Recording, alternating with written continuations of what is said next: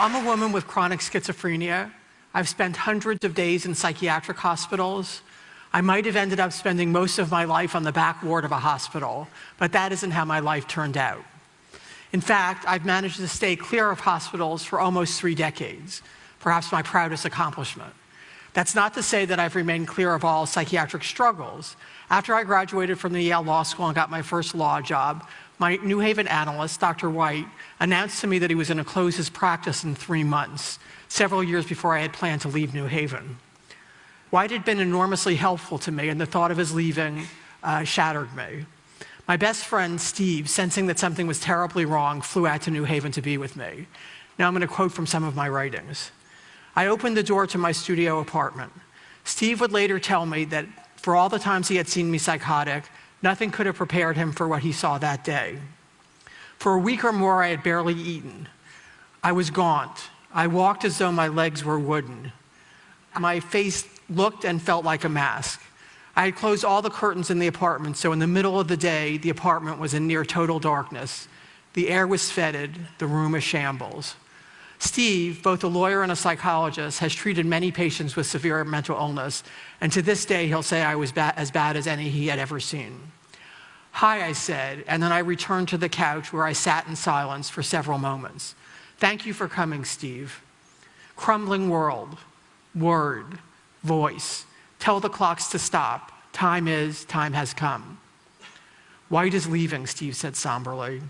I'm being pushed into a grave. The situation is grave, I moan. Gravity is pulling me down. I'm scared. Tell them to get away.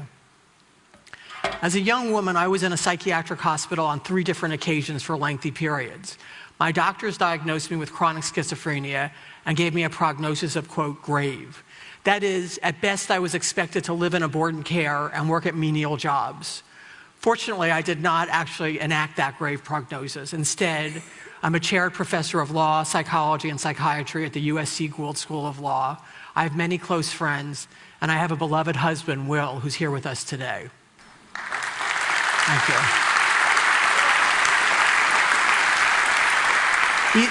He's definitely the star of my show. I'd like to share with you how that happened and also describe my experience of being psychotic. I hasten to add that it's my experience because everyone becomes psychotic in his or her own way. Let's start with the definition of schizophrenia. Schizophrenia is a brain disease. Its defining feature is psychosis, or being out of touch with reality. Delusions and hallucinations are hallmarks of the illness. Delusions are fixed and false beliefs that aren't responsive to evidence, and hallucinations are false sensory experiences. For example, when I'm a psychotic, I often have the delusion that I've killed hundreds of thousands of people with my thoughts. I sometimes have the idea that nuclear explosions are about to be set off in my brain. Occasionally, I have hallucinations, like one time I turned around and saw a man with a raised knife. Imagine having a nightmare while you're awake. Often, speech and thinking become disorganized to the point of incoherence. Loose associations involves putting together words that may sound a lot alike but don't make sense. And if the words get jumbled up enough, it's called word salad. Contrary to what many people think, schizophrenia is not the same as multiple personality disorder or split personality. The schizophrenic mind is not split, but shattered. Everyone has seen a street person, unkempt, probably ill-fed, standing outside of an office building, muttering to himself or shouting. This person is likely to have some form of schizophrenia. But schizophrenia presents itself across a wide array of socioeconomic status, and there are people with the illness who are full-time professionals with major responsibilities. Several years ago, I decided to write down my experiences and my personal journey, and I want to share some more of that story with you today to convey the inside view. So the following episode happened the 7th week of my first semester of my first year at Yale Law School, quoting from my writings. My 2 classmates, Rebel and Val, and I, had made the date to meet in the law school library on Friday night to work on our memo assignment together. But we didn't get far before I was talking in ways that made no sense. Memos are visitations, I informed them. They make certain points. The point is on your head. Pat used to say that. Have you killed anyone? Rebel and Val looked at me as if they or I had been splashed in the face with cold water. What are you talking about, Elyn? Oh, you know, the usual, who's what, what's who, heaven and hell. Let's go out on the roof. It's a flat surface, it's safe. Rebel and Val followed, and they asked what had gotten into me. "This is the real me," I announced, waving my arms above my head. And then, late on a Friday night, on the roof of the Yale Law School, I began to sing, and not quietly either. "Come to the Florida sunshine bush. Do you want to dance?" "Are you on drugs?" one asked. "Are you high?" "High, me? No way, no drugs. Come to the Florida sunshine bush, where there are lemons, where they make demons." "You're frightening me," one of them said, and Rebel and Val headed back into the library. I shrugged and followed them. Back inside, I asked my classmates if they were having the same experience of words jumping around our cases as I was. "I think someone's infiltrated my copies of the cases," I've said. "We've got a case to joint. I don't believe in joints, but they do hold your body together." It's an example of loose associations. Eventually, I made my way back to my dorm room. And once there, I couldn't settle down. My head was too full of noise, too full of orange trees and law memos I could not write and mass murders I knew I would be responsible for. Sitting on my bed, I rocked back and forth, moaning in fear and isolation. This episode led to my first hospitalization in America. I had 2 earlier in England, continuing with the writings. The next morning, I went to my professor's office to ask for an extension on the memo assignment, and I began gibbering unintelligibly as I had the night before, and he eventually brought me to the emergency room. Once there, someone I'll just call the doctor and his whole team of goons swooped down, lifted me high into the air, and slammed me down on a metal bed with such force that I saw stars. Then they strapped my legs and arms to the metal bed with thick leather straps. A sound came out of my mouth that I'd never heard before. Half groan, half scream, barely human, and pure terror. Then the sound came again, forced from somewhere deep inside my belly and scraping my throat raw. This incident resulted in my involuntary hospitalization. One of the reasons the doctors gave for hospitalizing me against my will was that I was, quote, gravely disabled. To support this view, they wrote in my chart that I was unable to do my Yale Law School homework. I wondered what that meant about much of the rest of New Haven. During the next year, I would spend 5 months in a psychiatric hospital. At times, I spent up to 20 hours in mechanical restraints. Arms and legs tied down, arms and legs tied down with a net tied tightly across my chest. I never struck anyone, I never harmed anyone, I never made any direct threats. If you've never been restrained yourself, you may have a benign image of the experience. There's nothing benign about it. Every week in the United States, it's been estimated that 1 to 3 people die in restraints. They strangle, they aspirate their vomit, they suffocate, they have a heart attack. It's unclear whether using mechanical restraints is actually saving lives or costing lives. While I was preparing to write my student note for the Yale Law Journal on mechanical restraints, I consulted an eminent law professor who was also a psychiatrist and said surely he would agree that restraints must be degrading, painful, and frightening. He looked at me in a knowing way and said, "Elyn, you don't really understand. These people are psychotic. They're different from me and you. They wouldn't experience restraints as we would." I didn't have the courage to tell him in that moment that no, we're not that different from him. We don't like to be strapped down to a bed and left to suffer for hours any more than he would. In fact, until very recently, and I'm sure some people still hold it, is the view that restraints help psychiatric patients feel safe. I've never met a psychiatric patient who agreed with that view. Today, I like to say I'm very pro-psychiatry, but very anti-force. I don't think force is effective as treatment. And I think using force is a terrible thing to do to another person with a terrible illness. Eventually, I came to Los Angeles to teach at the University of Southern California Law School. For years, I had resisted medication, making many, many efforts to get off. I felt that if I could manage without medication, I could prove that, after all, I wasn't really mentally ill. It was some terrible mistake. My motto was the less medicine, the less effective. My LA analyst, Dr. Kaplan, was urging me just to stay on medication and get on with my life, but I decided I wanted to make one last college try to get off, quoting from the text. I started the reduction of my meds, and within a short time, I began feeling the effects. After returning from a trip to Oxford, I marched into Kaplan's office, headed straight for the corner, crouched down, covered my face, and began shaking.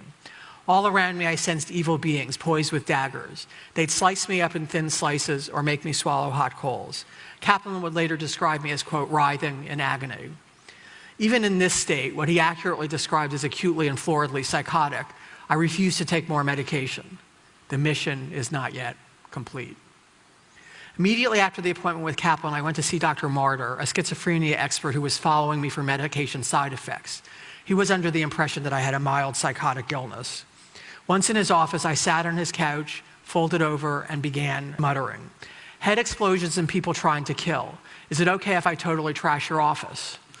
You need to leave if you think you're going to do that, said Martyr. Okay, small, fire on ice. Tell them not to kill me. Tell them not to kill me. What have I done wrong? Hundreds of thousands with thoughts, interdiction. Elyn, do you feel like you're dangerous to yourself or others?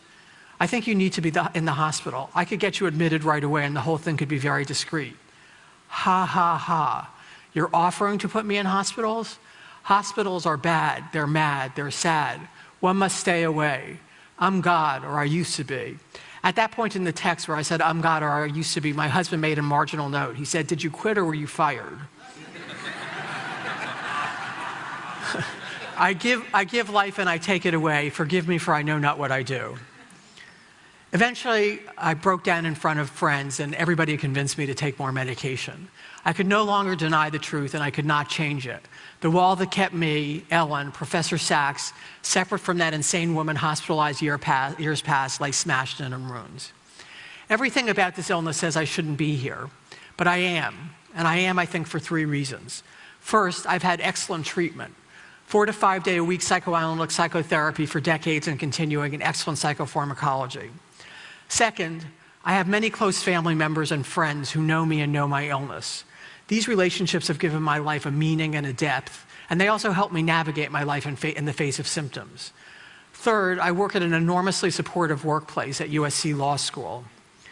This is a place that not only accommodates my needs, but actually embraces them. It's also a very intellectually stimulating place, and occupying my mind with complex problems has been my best and most powerful and most reliable defense against my mental illness. Even with all that, excellent treatment, wonderful family and friends, supported work environment, I did not make my illness public until relatively late in life. And that's because the stigma against mental illness is so powerful that I didn't feel safe with people knowing. If you hear nothing else today, please hear this. There are not schizophrenics. There are people with schizophrenia. And these people may be your spouse, they may be your child, they may be your neighbor, they may be your friend, they may be your coworker. So let me share some final thoughts. We need to invest more resources into research and treatment of mental illness. The better we understand these illnesses, the better the treatments we can provide, and the better the treatments we can provide, the more we can offer people care and not have to use force. Also, we must stop criminalizing mental illness. It's a national tragedy and scandal that the LA County Jail is the biggest psychiatric facility in the United States. American prisons and jails are filled with people who suffer from severe mental illness, and many of them are there because they never received adequate treatment. I could have easily ended up there or on the streets myself. A message to the entertainment industry and to the press. On the whole, you've done a wonderful job fighting stigma and prejudice of many kinds. Please continue to let us see characters in your movies, your plays, your columns who suffer with severe mental illness. Portray them sympathetically and portray them in all the richness and depth of their experience as people and not as diagnoses. Recently, a friend posed a question. If there were a pill I could take that would instantly cure me, would I take it? The poet Rainer Maria Rilke was offered psychoanalysis. He declined, saying, don't take my devils away because my angels may flee too. My psychosis, on the other hand, is a waking nightmare in which my devils are so terrifying that all my angels have already fled. So would I take the pill in an instant? That said, I don't wish to be seen as regretting the life I could have had if I'd not been mentally ill, nor am I asking anyone for their pity. What I rather wish to say is that the humanity we all share is more important than the mental illness we may not. What those of us who suffer with mental illness want is what everybody wants. In the words of Sigmund Freud, to work and to love. Thank you. Thank you. Thank you. Very kind. Thank you. Thank you. Thank you.